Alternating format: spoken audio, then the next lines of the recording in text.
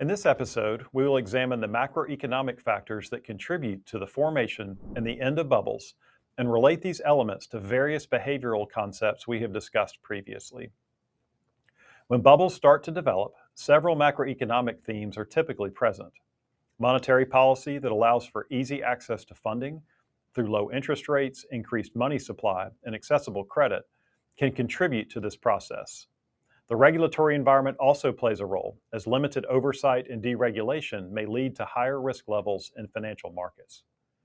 Interest rates are the most common macro factor present at the end of bubbles. There's an old adage that says, expansions don't die of old age, they are ended by the Fed. That blame extends to global central banks as well, as we see in our four examples. During the 1920s, U.S. equities experienced a pronounced bubble.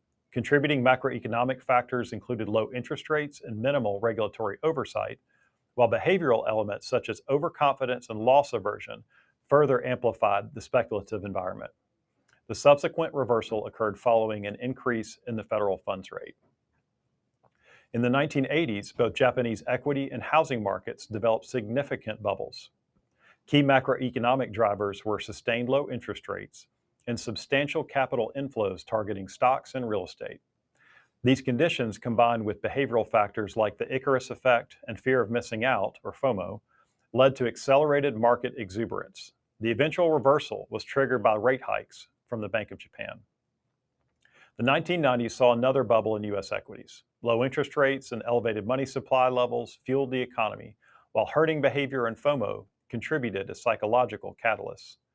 The bubble ultimately deflated with increases in the federal funds rate.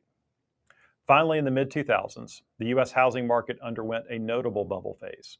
Overconfidence in conjunction with low interest rates and relaxed regulatory standards were the drivers.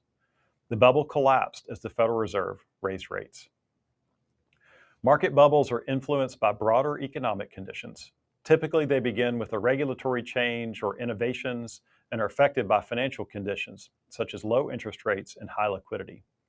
When these conditions shift, such as rising interest rates, reduced liquidity, or slower growth, even strong narratives and investor optimism can't hold the bubble up.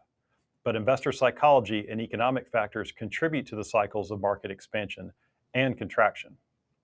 Thank you for your time today. Please join us for our next episode, where we summarize what we have learned about the life cycle of bubbles.